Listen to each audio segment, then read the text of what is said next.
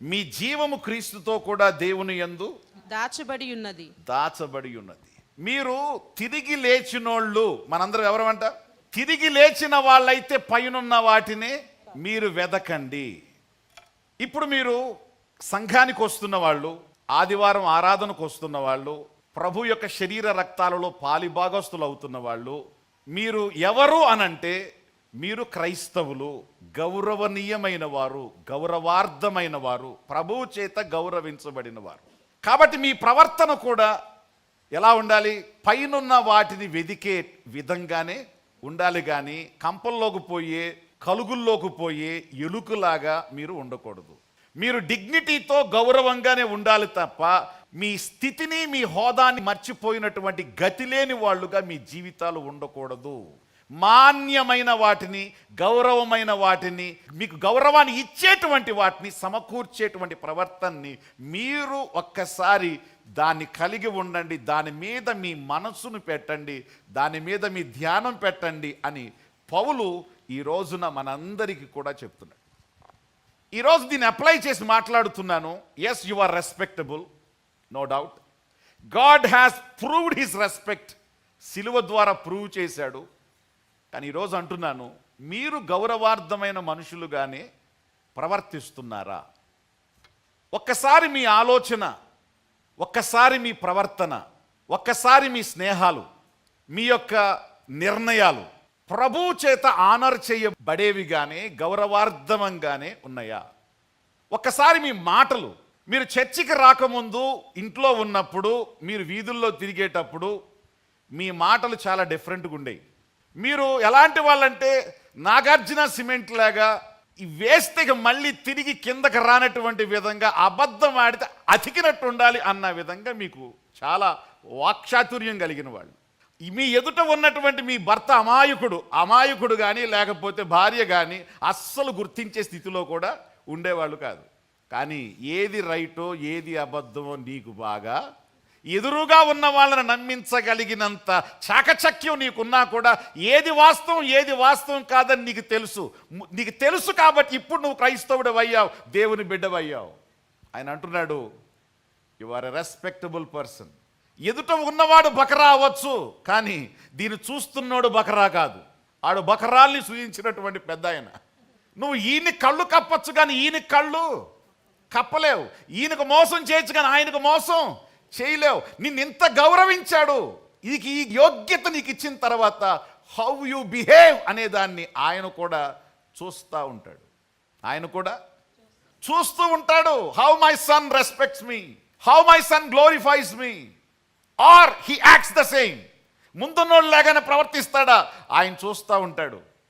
ప్రభువా, ముందు సిమెంట్లో కాస్త ఎక్కువ ఇసుకేసేవాడిని, ఇక ఇట్లాంటి పనులు ఇప్పుడు చెయ్యను, వాస్తవంగానే బ్రతుకుతాను నాయన అన్నువంటే ఆయన గౌరవాన్ని నువ్వు కాపాడినోడితో సమానం. ఎవడైనా మిమ్మల్ని తిట్టాడు, వాడు తిట్టింది ఒకటే, ఆడి జీవితంలో మర్చిపోని మాటలు మీరు మాట్లాడతారు. ఆడు నిద్రపోయినా అవి రింగ్ అవుతూ ఉంటాయి లోన. వాడిని ఎట్టి పరిస్థితుల్లో ఊరికే అలాంటి మాటలు మాట్లాడగలిగిన కెపాసిటీ కలిగిన వాళ్ళు మీరు. కానీ ఇప్పుడు మీరేం చేస్తారు?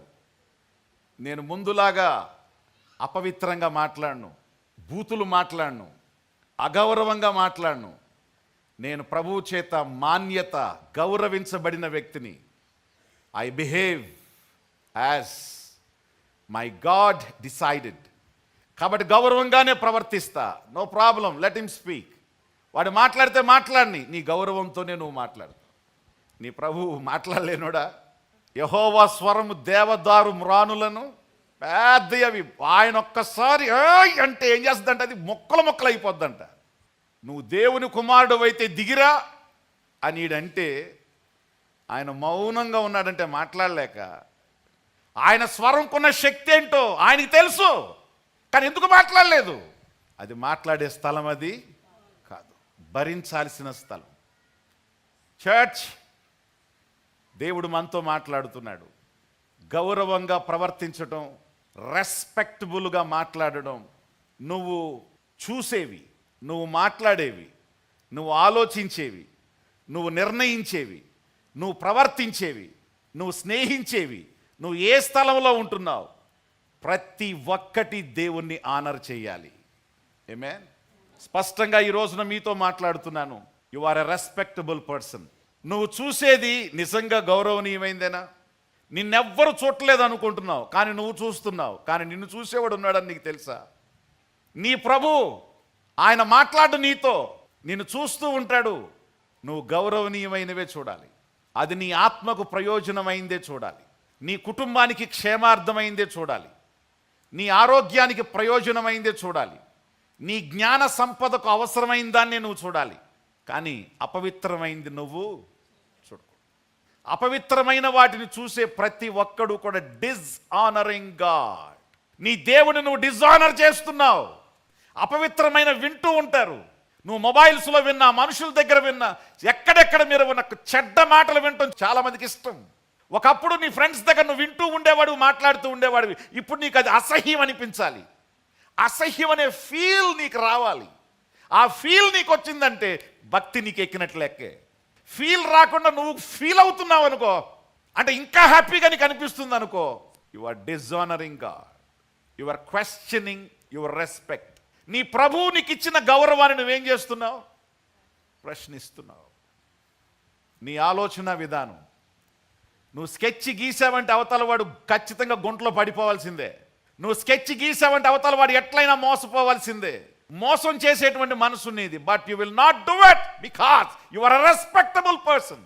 మాన్యమైన జీవితాన్ని నువ్వు ఎన్నుకున్నావు. భర్తను మోసం చెయ్యవు, భార్యను మోసం చెయ్యవు, పిల్లలను మోసం చెయ్యవు, నీ ఆఫీసర్ను మోసం చెయ్యవు, నీ కుటుంబ ఎవరిని నువ్వు మోసం చెయ్యవు.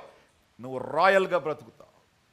డియర్ చర్చ్, స్పష్టంగా మీతో చెప్తున్నాను, మాన్యమైన వాటి మీద మీ యొక్క ధ్యానం ఉంచండి. ఎందుకు అంటే మిమ్మల్ని గౌరవించున్నాడు ఒక ఆయన ఉన్నాడు. మీకు రూపాయికి మీ తల మీద పెట్ట ఎవడు కొనుక్కోలేని స్థితిలో తన విలువంతటితో పెట్టి మిమ్మల్ని కొనుక్కున్న ఆయన ఒక ఆయన. కాబట్టి మీ బిహేవియర్ కూడా ఇదే విధంగా ఉండాలి.